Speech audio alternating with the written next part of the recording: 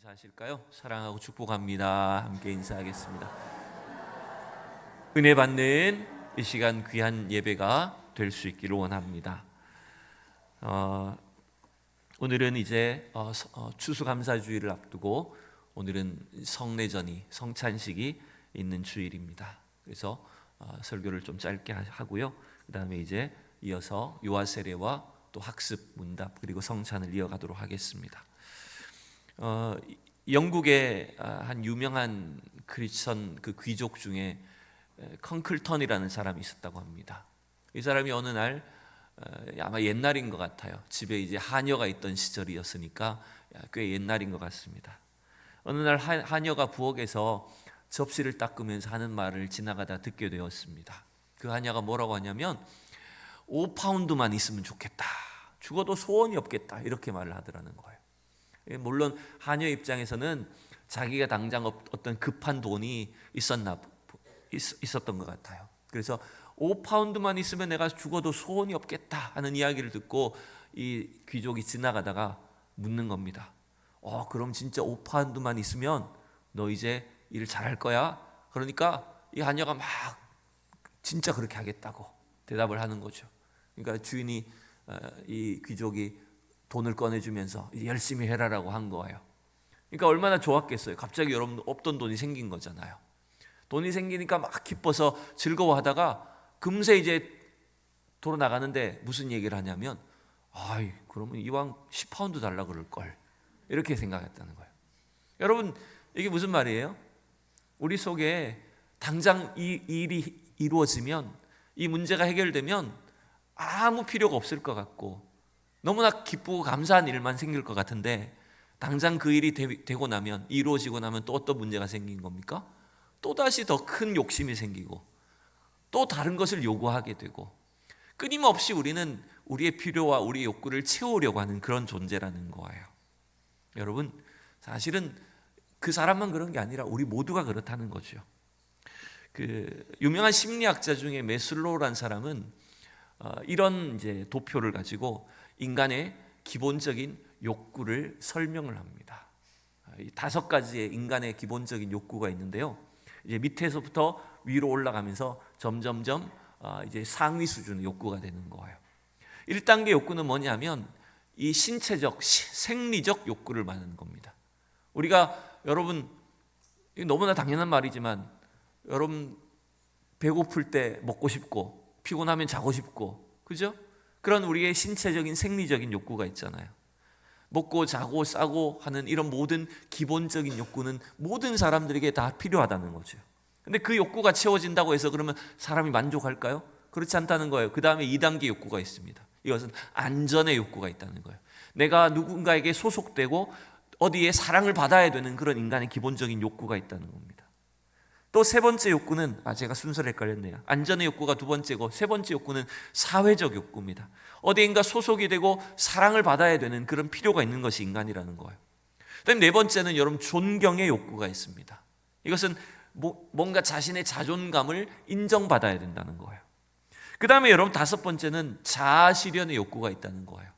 인생의 어떤 목표를 이루어야만 인간은 뭔가 만족할 수밖에 없는 존재라는 거예요. 이건 굉장히 유명한 또 우리 인간을 잘 설명하는 그런 내용입니다. 그런데 여러분 아까 말씀드렸듯이 이런 우리의 인간에게 있는 기본적인 욕구가 채워지고 필요가 만족이 채워지면 그 다음에 욕구가 없어질까요? 여러분 늘 만족하고 평안한 삶을 살 수 있을까요? 여러분 그렇지 않다는 겁니다. 우리에게는 하나님이 채워주셔야 되는 하나님으로만 만족할 수 있는 영역이 있다는 것입니다. 물론 이 땅에 오신 예수님도 우리 인간의 기본적인 필요를 알고 계셨어요. 그래서 오늘 요한복음 6장의 앞부분에 보면 굉장히 유명한 사건 하나가 나옵니다. 여러분 이 그림을 보고 한번 짐작해 보시죠. 이게 무슨 사건일까요? 그렇죠. 벳세다 들판에서 예수님이 보리떡 5개와 물고기 2마리로 5,000명이 넘는 엄청난 사람들을 먹이신 장면이에요. 이 오병이어의 기적을 일으켜 주심으로 인해서 우리 인간의 그 당시 가난하고 곤고한 사람들의 배고픔을 해결해 주셨다는 거예요. 그런데 여러분 가만히 생각해 보세요. 지금 이 베세다 들판에서 엄청난 기적을 체험했던 이 사람들이 그렇게 배불리 먹고 났을 때 그러면 그 다음엔 아무 필요가 없을까요? 아무것도 불만 불평이 없어질까요? 아니죠. 또 그 다음 식사 때가 돌아오면 또 다시 배고플 겁니다. 이걸 누가 해결해 주나? 우리의 가난을 누가 해결할 것인가? 내 필요를 누가 채워줄 것인가? 계속해서 또 다른 욕구, 또 다른 필요를 갈망할 수밖에 없을 것이라는 거예요. 그래서 사실은 이 오병이어의 기적은, 오병이어의 사건은 단순히 가난을 해결하시고 배고픈 민생고를 해결하시기 위해서 이 땅에 예수님이 오신 것을 말씀하시는 것이 아니라는 것입니다, 여러분. 예수님은 오늘 그래서 26절에 이렇게 말해요. 여러분, 이 오병이어 사건 이후에 많은 사람들이 예수님께 몰려들 때 예수님께서 이걸 어떻게 설명하는지 봅시다. 26절을 같이 읽어볼까요? 시작. 예수께서 대답하여 이르시되 내가 진실로 진실로 너희에게 이르노니 너희가 나를 찾는 것은 표적을 본 까닭이 아니요 먹고 배부른 까닭이로다. 이 표적을 보고 예수님이 어떤 분인가 궁금하고 예수님을 정말로 갈망해서 모였다기보다는 왜 예수님을 찾았다고요? 그들이 배불렀기 때문에. 저 사람 따라가면 또 한 끼 먹을 수 있겠구나. 여러분, 그런 육적인 필요만을 위해서 예수님을 따라다녔다는 것을 말하는 것입니다. 여러분, 우리가 그래서 신앙생활하면서 하나님 앞에 어떤 문제를 놓고 기도하기도 하고 그 문제에 응답해 주시는 하나님의 능력을 체험하지만 주의해야 할 것이 있습니다. 그것이 뭘까요? 여러분, 하나님은 우리의 필요를 위해서 기적과 능력을 베풀어 주심을 믿으시기 바랍니다. 그런데 그 기적은 기적 자체가 목적이 아니란 걸 아셔야 됩니다.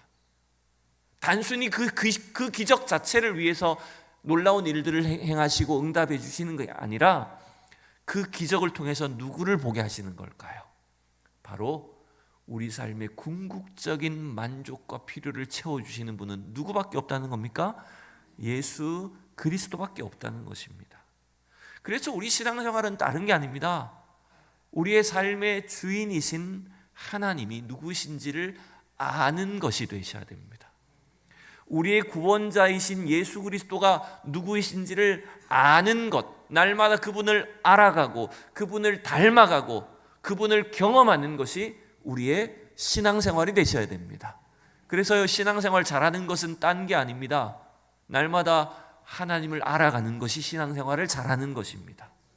무슨 성경 지식이 많고 기도를 유창하게 한다고 해서 신앙생활 잘한다기보다는 내 안에 조금씩 하나님을 경험하고 그분 예수 그리스도를 알아가는 것, 여러분, 그게 신앙생활을 잘하시는 거예요. 여러분, 믿음이 좋은 건 딴 게 아니에요. 내가 하나님을 잘 아는 게 믿음이 좋은 겁니다, 여러분. 그래서 오늘 이 본문에서도 예수님은 오병이어의 사건의 진짜 의미가 누구이신지를 우리에게 이렇게 가르쳐주고 계시는 거예요. 35절을 같이 읽어볼까요? 시작. 나는 생명의 떡이니 내게 오는 자는 결코 줄이지 아니할 터이요 나를 믿는 자는 영원히 목마르지 아니하리라. 아멘. 우리가 너무나 잘 아는 유명한 말씀이지 않습니까? 오병이어의 사건을 경험한 사람들은 어떤 생각을 할까요? 저 사람의 능력은 먹을 것을 마음대로 줄 수 있나 보다라는 차원으로 생각할 겁니다. 저 사람이 왕이 되면 우리나라를 부자 되게 해주겠구나, 모든 국민들을 배불리 먹일 수 있게 해주겠구나, 그런 계산을 했을 거라는 거예요. 그러나 예수님의 말씀은 뭐지요? 예수님은 떡과 빵을 주는 분이 아니라는 겁니다. 우리에게 먹을 것을 공급해 주시기 위해서 이 땅에 오신 분이 아니라는 걸 말합니다. 예수님 자신이 뭐라고요? 생명의 떡이다라고 말씀해 주신 거예요. 여러분, 요한복음에는 예수님이 자기 자신을 설명하시는 자기선언이라고 하는 7가지 자기선언이 있습니다. 예수님의 자기선언이 몇 가지로 나온다고요? 요한복음에 7가지로 나옵니다. 그래서 의도적으로 이렇게 기록한 거예요. 그래서 예수님의 기적도 7가지를 기록해 놓았고요, 그와 연관해서 예수님의 자기선언도 7가지를 기록해 놓았습니다. 그게 차례대로 보면 오늘 말씀에 나오는 것처럼 나는 생명의 떡이니 라고 하셨고, 두 번째는 나는 세상의 빛이다 라고 하셨고요, 또 나는 양의 문이라고 말씀하셨고 동시에 선한 목자라고 10장에서 말씀하십니다. 그리고 11장에서는요, 나사로를 살리신 후에 뭐라고 하셨어요? 나는 부활이요 생명이니 나를 믿는 자는 죽어도 살겠고 무릇 살아서 나를 믿는 자는 영원히 죽지 아니하리니 너희가 이것을 믿느냐라고 하셨죠. 그 다음에 14장에는 뭐가 나와요? 내가 곧 길이요 진리요 생명이니 라고 하셨습니다. 그리고 15장의 마지막으로 7번째, 나는 참 포도나무요 라고 하셨어요. 이게 예수님이 나는 누구다라고 하는 것을 이 7가지의 비유를 통해서 자기 선언을 나타내 주셨던 거예요. 오늘 그 중에 첫 번째잖아요. 6장 35절이 바로 나는 생명의 떡이니 라고 주님이 자기 선언을 첫 번째로 말씀하시는 거예요. 여러분, 오늘 예수님의 자기 선언은요, 우리에게 세 가지를 알려줍니다. 첫 번째는 예수님이 누구라고 하는 거 알려줄까요? 예수님은 하나님 자신이라고 하는 사실을 우리에게 선언하시는 말씀이에요. 방금 봤던 7가지의 자기 선언은 말하자면 나는 뭐뭐다라고 하는 식으로 다 문장이 이어지고 있습니다. 근데 이 말이 그냥 우리 사람이 쓰는 말처럼 친구들 사이에 내가 있잖아, 내가 누군데 이런 말일까요? 그냥 사람이 쓰는 표현을 말씀하신 것일까요? 그런 말이 아닙니다. 여러분, 성경에서 나는 생명의 떡이니 나는 무엇이다 라고 예수님이 하신 이 말씀은 곧 하나님 자신이 자기 선언을 하신 것과 똑같은 거예요. 그래서 우리가 구약성경 출애굽기 3장에서 여러분, 저 호렙산에 하나님께서 모세를 부르실 때에 떨기나무 불꽃 가운데서 하나님이 나타나셔서 모세에게 자기 자신을 알려주십니다. 그때 하나님이 자기를 뭐라고 말씀하십니까? 나는, 따라하십시오, 나는 스스로 있는 자 아니라, 그때 하나님이 자기를 뭐라고 하셨어요? 나는 스스로 있는 자다. I am that I am. 나는 이 세상 영원 전부터 영원 끝까지 홀로 존재하시는 유일하신 하나님이다라고 자기를 선언하신 거예요. 예수님이 7가지 자기 선언을 하신 것도 결국 뭐냐면 하나님의 자기 선언인 것과 똑같은 걸 말하는 겁니다. 그래서 요한복음이 우리에게 가르쳐주는 것은 뭐냐면 아들로 인간의 몸으로 이 땅에 오셨지만 그 아들 예수가 곧 누구라는 것일까요? 하나님이시란 걸 말씀하시는 거예요. 그래서 우리가 예수를 믿는다는 건요, 어떻게 보면 참 이해할 수 없는 어려운 진리이지만 처음 이제 신앙생활하는 사람들에게 얼마나 어렵겠습니까? 그러나 헷갈리기도 하고 어렵지만 이 땅에 오신 예수님이 곧 하나님이시라는 것, 하나님과 아들은 하나라는 것, 그리고 하나님의 영으로 이 땅에 오신 성령님 또한 한 분 하나님이라는 걸 말씀하고 계시는 겁니다. 여러분, 이게 왜 중요할까요? 이 땅에 오신 예수님이 하나님 자신이기 때문에 그분이 바로 우리 인생의 모든 필요와 모든 문제를 해결하실 수 있는 분이라는 사실을 말씀하고 있는 것입니다. 왜 그렇죠? 하나님 우리를 창조하신 분이시기 때문에. 하나님 우리의 인간의 모든 문제를 아시는 분입니다. 문제를 만드신 분도 하나님이시라면 문제를 해결하실 수 있는 분도 하나님이란 겁니다, 여러분. 우리가 믿는 예수님이 하나님이십니다, 여러분. 그래서 우리가 그 예수님을 믿고 따라갈 때 주님은 우리의 인생의 문제를 해결해 주시고 채워주신다는 거예요, 여러분. 그러니 여러분, 우리가 예수님을 구주로 믿는다는 것, 내가 예수님을 영접한 사람이라고 하는 것을 절대로 과소평가하지 마시기 바랍니다. 제가 아까 예배 들어오기 전에 우리 오늘 학습 받게 될 권희한테도 그 얘기를 했어요. 아직 우리 권희가, 앞에 앉아있는 권희가 덩치는 아빠보다 훨씬 크지만, 저보다 크지만 중3입니다. 아직 중3이에요. 그래서 아직도 우리 이 중2, 중3 아이들은 뭐 아무 생각이 없어요. 뭐 별 생각이 없이 사실 앉아 있는 거예요. 근데 제가 이렇게 약속했어요. 권희야, 네가 오늘 아직은 내가 어떤 믿음이 없이 하나님 앞에 이렇게 나와서 예배드리고 학습을 받고 세례를 받게 되겠지만 네가 고백한 그 믿음의 결단을 하나님 반드시 지켜주실 거야. 하나님 반드시 너와 함께 하실 거야. 제가 이렇게 약속해 주고 왔어요. 왜 그것이 가능할까요? 왜냐하면 우리가 믿는 예수님이 하나님이시기 때문에 그렇습니다. 여러분, 우리의 예수 그리스도 곧 하나님이신 예수님이 우리 인생의 해답인 걸 믿으시기 바랍니다. 그래서 두 번째 대답은 여러분 이거예요. 넘어가겠습니다. 두 번째, 오늘 우리의 정의는 가르치는 말씀은 예수님이 우리 인생의 해답이란 것을 여러분 가르쳐 주는 것입니다. 여러분, 우리 인생의 진정한 필요는 뭔가 세상적인 물질이나 세상적인 것들을 만족하고 체험받는다고 해서 해결될 수 있는 문제가 아니라는 걸 여러분 기억하셔야 됩니다. 아버지 집을 떠난 탕자는 뭐가 필요했습니까? 뭐가 필요했어요? 그렇죠. 돈이 필요했고요. 사실은 돈보다 더 뭐가 필요하냐면 자기 마음대로 살아보고 싶은 거예요. 소위 자유가 필요했던 거예요. 내 마음대로 내 인생 살고 싶어. 난 내가 하고 싶은 대로 하고 싶어. 독립하고 싶고 자유가 필요하고, 그러려고 하니까 돈이 필요하고, 아버지한테 빨리 유산을 받아가지고 그렇게 살고 싶었던 거예요. 그럼 그렇게 하면은 자기의 모든 필요가 채워지고 부족함이 없는 삶, 만족하는 삶을 살 거라고 생각했어요. 근데 막상 어떻게 돼버립니까? 그 모든 것들을 다 누릴 것처럼 생각했지만 돈 떨어지고 나니까 남을 의지해야 되고, 여러분 돼지 열매를 먹어야 되고, 여러분 이처럼 그가 생각했던 돈이 있으면, 자유가 있으면, 독립하면 모든 것들을 할 수 있을 거라고 생각했지만 그의 영혼의 내면을 채워줄 수는 없었다는 겁니다. 여러분, 모든 것을 잃어버린 후에야 그 아들이 어떻게 됩니까? 뭘 생각합니까? 누가 필요하다는 걸 알게 됩니까? 나에겐 아버지가 필요하다는 걸 알게 됩니다. 내가 종으로, 품꾼으로라도 아버지 집에 들어가는 것이 차라리 낫겠다. 나의 인생을 만족시킬 수 있는 것은 아버지 밑에 들어가는 것이라는 걸 알게 된 것입니다. 그래서 그 아버지 집에 돌아갔을 때에 아버지는 어떻게 해줍니까? 그를 종으로 쓴 것이 아닙니다. 그를 아무 조건 없이 아들로 맞아줬을 뿐만 아니라 그에게 필요한 모든 가락지도 채워주고, 신발도 신겨주고, 옷도 입혀주고, 잔치도 베풀어주면서 다시 그에 필요한 것들을 다 채워주신 것이 아닙니까?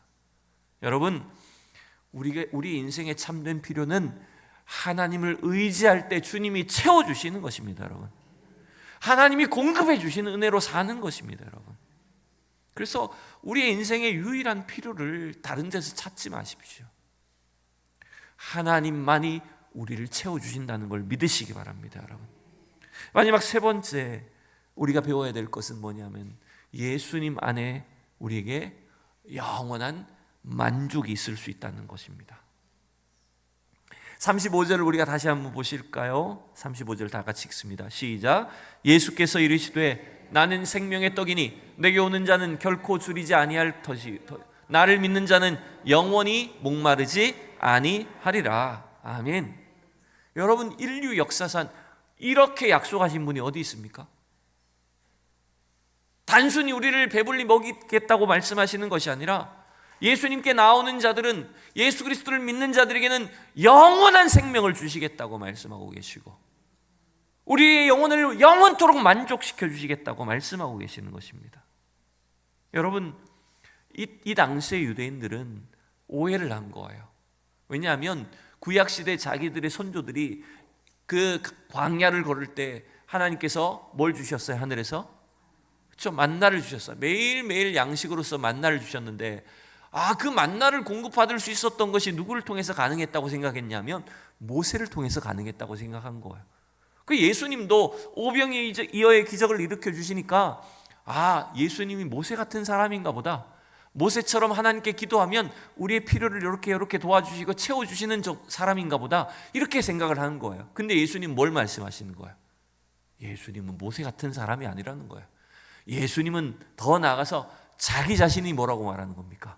하늘로부터 내려온 생명의 떡이라고 말씀하시는 겁니다. 여러분, 이게 우리에게 주시는 영원한 만족을 해결할 수 있는 비결이 여기에 있다는 것입니다. 여러분, 우리가 예수를 믿는다는 것을 자꾸만 뭔가 예수님을 의지해서 얻는 것 정도로 생각하지 마십시오. 여러분, 내가 필요할 때만 예수님을 찾아서 그분이 나의 도움을, 나의 필요를 약간 도와주시고 채워주시는 정도로, 모세를 따라가는 정도로 생각하시면 안 된다는 것입니다. 여러분, 예수님은 우리가 영원히 의지해야 될, 우리 영혼의 필요를 채워주시고 인도해 주시는 생명의 떡이신 분이십니다. 여러분, 그 생명의 떡이신 예수님이 날마다 여러분 안에 거하셔야 됩니다. 그래야 우리 영원한 만족, 참된 만족이 있을 수가 있다는 거예요. 그러지 않으면 우리는 자꾸 뭔가 세상적인 걸 갈망할 수밖에 없어요.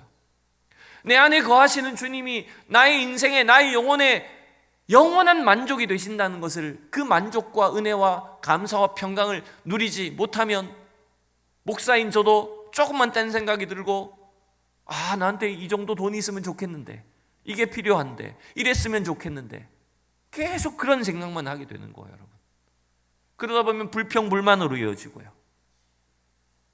하나님이 우리에게 주시고자 하는 그 구원의 궁극적인 은혜와 만족을 잃어버리게 된다는 것입니다. 여러분, 오늘 이 우리의 생명의 떡이 되어주시는 그 예수 그리스도로 인하여서 저와 여러분 안에 참된 평강과 만족이 있기를 축복합니다. 다윗처럼 저 험한 목동 생활을 하면서도 여호와는 나의 목자시니 그가 나를 인도하신다는 사실을 확신하는 것처럼 이것이 우리의 신앙 고백이 될 수 있기를 진심으로 축복합니다. 이제 말씀을 마치겠습니다. 오늘 이 말씀이 성찬식을 위한 말씀이라고만 생각하지는 마시기 바랍니다. 조금 이따 우리가 성찬을 하겠지만 이 성찬을 할 때만 우리에게 뭔가 주님이 역사하시는 것으로 생각하시면 안 된다는 겁니다. 여러분 안에 거하시는 예수 그리스도가 날마다 생명의 떡이 되어주셔서 우리의 인생에 참된 만족을, 참된 필요를 채워주시는 것을 누리고 경험하는 우리 성도들이 될 수 있기를 축원합니다. 기도하겠습니다. 거룩하신 하나님, 주의 은혜를 감사드립니다. 오늘 우리 인생의 참된 만족과 필요를 위하여, 우리 영혼의 구원을 위하여 생명의 떡으로 이 땅에 오신 주 예수 그리스도의 사랑과 은혜를 감사드립니다. 오늘 이 시간 주의 말씀을 받고 우리 안에 주인 되시는 성령님으로 인하여서 또 생명의 떡으로 계시는 예수 그리스도로 인하여서 우리 성도들 날마다 참된 만족과 평강이 넘치게 하여 주시옵소서. 감사드리며 예수 그리스도 이름으로 기도하옵나이다. 아멘.